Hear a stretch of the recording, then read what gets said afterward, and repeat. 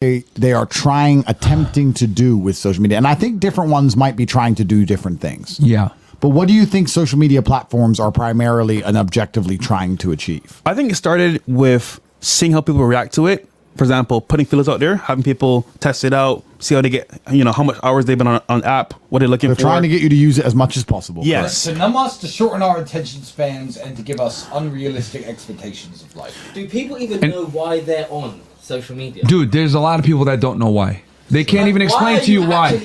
They can't even explain to you why. Like, they'll be scrolling and they can't explain to you why they're scrolling, right?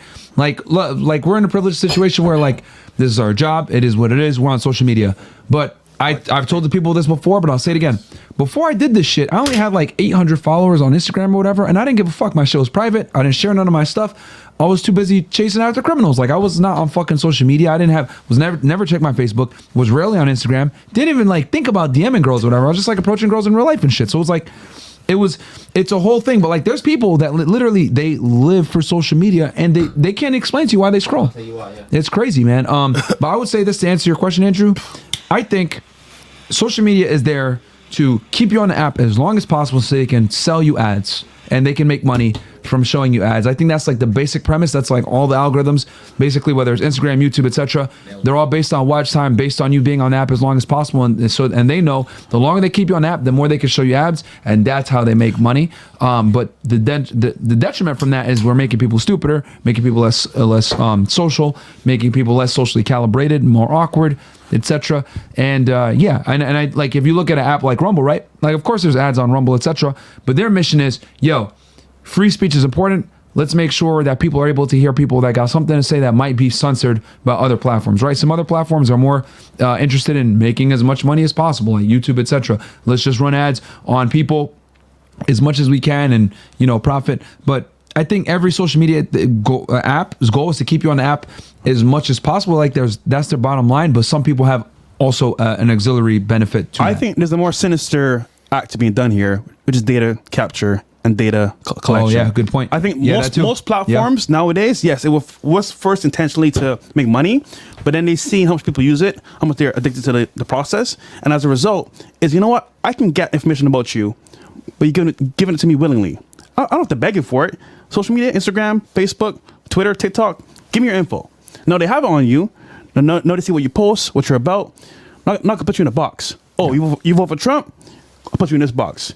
You're about Biden? Put you in this box. Why don't you tell us, Andrew, exactly what you had in mind? What do you think? Because I think that between us three, we've covered some of these points. But tell us. Yeah, I think we're basically almost there. I think we can all agree that social media is basically running the world now. That's where you get your information. It's how you interact with most people. It's how you get the most validation as a human. It's how you feel the most respected and the most liked. And it's how you feel that your voice is heard. And social media is extremely important. And for a social media platform to survive, it has to make money. And it makes money off the back of the data it collects, just like you said, Walt. They collect as much data as possible so they can find a way to monetize you. And like you talked about them putting you in boxes, what they do is they get a blueprint of you, or they make a digital version of you, and they take all that information. And there's a digital version of Andrew Tate, what he likes to look at, which is why my For You page shows certain things. Yep. What's most likely to keep me on the app for longest? What's most likely to make me respond? Which type of ad is most likely to make me buy? And they're building a pattern of me so they can understand me, so they can monetize my information and make as much money as possible. Once you understand that, then you have to come to the next logical conclusion, which is, if they are trying their very best to gain as much information about me as possible and build a digital version of me so they can understand my patterns, the natural extension logically is that they are trying to alter my patterns.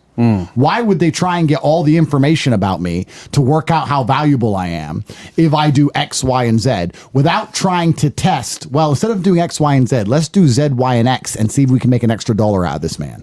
They are trying to brainwash you in real time, which goes exactly back to what Marcel said. People are on socials. They don't know why. They've been trained like dogs to just scroll. And if they feel any kind of discomfort in their life, any kind of sadness, if they're bored, they just scroll on their phone. They don't sit down and think about it. They don't introspect. They don't reflect. They don't look for the feedback and the lesson in it. They ignore all of it. They walk through life and don't even see the demons, my friend, because they're so busy trying to pay attention to a TikTok For You page or checking how many likes they got. So you have to understand, not only are they building a profile of you, a digital version of you, so they can work out and try to predict your behavior, because that's how they'll make their money. They are then trying to influence and deliberately change your behavior. Yep. And I would argue the reason TikTok was so massively successful is what TikTok did fantastically was so severely damaged the attention span of the human race that other social medias are barely usable because they are slow and boring. Watch someone on TikTok, bro. What they give a video Half a second. a third of a second at most to instantly capture their attention. How are you ever going to pay attention and do something difficult or dedicate yourself to something boring or go to the gym and punch a punch bag for hours a day every single day when you have TikTok mind?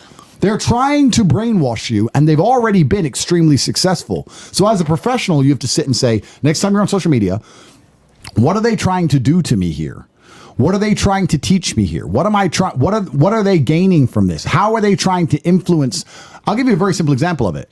The reason the information doesn't automatically refresh, and the reason you have to pull down with your thumb to refresh the feed, is because that's a motor trigger. That's a physical trigger. I move my thumb, I get information in my brain. I move my thumb, I get information in my brain. Same with like a monkey. I press the button, I get a banana. I press the button, I get a banana. You're being trained in real time, and they're doing it to dumb you down and get you addicted to these applications. That's absolutely true. And then you have to understand, once you're fully, truly addicted, and I don't think our generation ever will be, but our grandchildren will certainly not be able to exist without these things. What are they going to do with them? How are they going to alter reality and information and dating and relationships, your interactions with your family, your interactions with your friends, your interactions with your kids? We're heading to a fairly dystopian world. And I guess we talked about suffering and how you need to be a man who can do difficult things. I don't think most men can even go a day without their phone. I was in jail, and for the first week, I kept reaching for my pocket. I'm in a jail cell, like trying to find my phone. I don't have a phone. It's crazy how addicted we all are. And when you understand that they're trying to alter the way you think and move and act, it becomes far more scary than you just being bored and needing entertainment. Can I give one last prediction?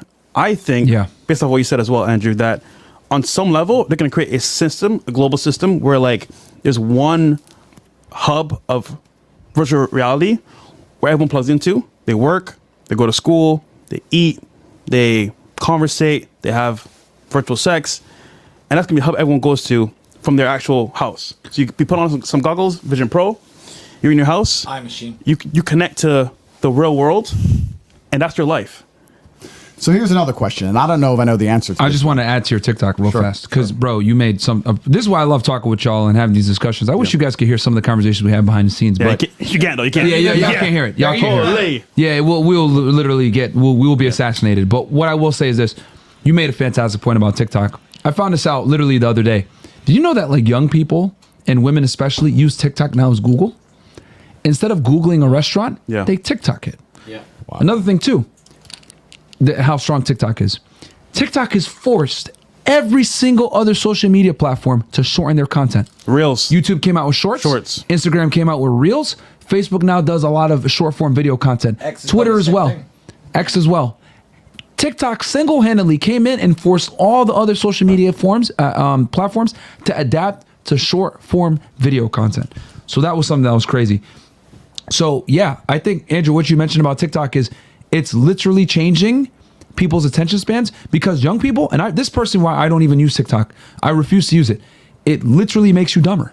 It literally makes you dumber. And then the whole thumb thing that you were mentioning, that's so true. And young people are addicted to it. Like my little brother and shit, I had to tell him, bro, you got to stop fucking looking at this shit. Like it's going to fuck you up. Bring him here. You know? Yeah, he's good. He's good because I've like slapped him in and I bully him and call him a fag and all this. So he figured it out. Good. But I bully the fuck out of my little brother. But he even finds himself on TikTok all the time. I'm like, bro, you got to stop this shit, man. Like if you're gonna look at TikTok, it's got to be educational shit only. And even then, you can't really get anything of substance in 20 seconds. Yeah. You know what I mean? You can't unless it's gonna link you to something else that shows you something. But that is how we do social media nowadays. And yeah, I predict that people's IQs. I mean, we're seeing it right now. Who are some of the top young influencers? They're all retards. No offense, guys. I know some of y'all, but they're fucking retards. Yeah. It's true. It's true. And here's the thing that's scary. I guess it goes back into our original topic that we were talking about. How do you as a man compare with the dopamine hit and the endless attention and the instant entertainment that women are getting from social media now? How do you even compare with that? Asking the real questions, Andrew. Yeah, no, that's a real question. Asking the You real need questions, a, Andrew. you need a source. That's a real question that deserves a real answer. So if you're a girl, I actually made this point on. Before you continue, let me finish the question. Sorry. Please imagine being a beautiful young woman and imagine the validation and the attention and imagine all of the metrics, the dopamine. Imagine what you will obtain from social media as a beautiful young 18, 19-year-old, 20, 21-year-old beautiful girl. Imagine it. And it's not, and imagine, we talk about egos and why women have these crazy egos. You can't even blame them. If you're a 21-year-old who's achieved nothing and you have billionaires desperate to see you, you're going to have an ego. Yeah. I mean, so how We do talk we... about Instagram. TikTok is the new one. Of course it is. How do you as a man even compare with what women are obtaining and gaining from social media to a level where she respects you over her social media account? How do you make her sit and say, I'd rather him be happy with me than me get those likes, so I'm not going to take my shirt off and put that picture up? Because that is actually difficult, because you're now competing with the machine mind. You're competing with the most advanced AI on the planet, with some of the largest companies that exist on Earth, trying to monetize your bitch. Your woman. They're trying to make money from her, and you have to beat that. So how do you do it? I'll tell you how. So, well, obviously the answer, we all know this, but I put a tweet out on X recently, and it was something like, I said, women will say, one good girl's worth 1,000 hoes. And I would say, in counter, this is the tweet, that one 6'4" billionaire, with muscles and a Bugatti, is worth 10,000 dudes who will like your Instagram pictures. There you go. And more. When I said that, a lot of people were like, well, what exactly do you mean by that? And what I mean is that women who sell their souls so cheaply, let's say the women who literally make sex videos and sell them online, etc., they think that they're popular women. They think that they're high value women because they get the millions of likes, the millions of views, the millions of DMs. They may even get DMs from me back when I had Instagram. But the point is, who actually values you? Nobody. I don't. The simps who like your pictures don't, and you don't value them either. There is a correlation between the attention you could get online and the attention you can get in real life. And you need to be able to accurately value it and measure it. And the truth be told is, I think if any man sitting here behind this desk right now, talk to a woman with even 1 million followers and all those likes and all those to say, look, I'm more important than your Instagram, but delete your fucking page. But I'm going to disagree with you. No, she should. Hear me out. She should see the value in me above those Instagram likes. But I'm going to it's hard to compete with that level of. I'm going to disagree with you, and I'll tell you why. Because I think that women, when you're in a privileged position, which most beautiful women are, and they don't need to self-reflect, and they have TikTok brain, you're talking. It's true. Most women have TikTok brain. No, you're talking about women sitting and discerning the difference between the likes she gets on the screen and the attention she gets from you. That requires a degree of perspicacity, and it requires a degree of consciousness. Critical thinking. That I don't think most women have, and I don't think they give a fuck. Yeah. I don't think they're going to sit there and go, oh, well, he cares for real, and they just want to fuck me. I don't think that crosses their mind. Especially at 19 or 21. No, they don't give a shit. They don't know. So what can you offer as a man? I guess this is a simpler version of the question, which ties into my answer, I guess.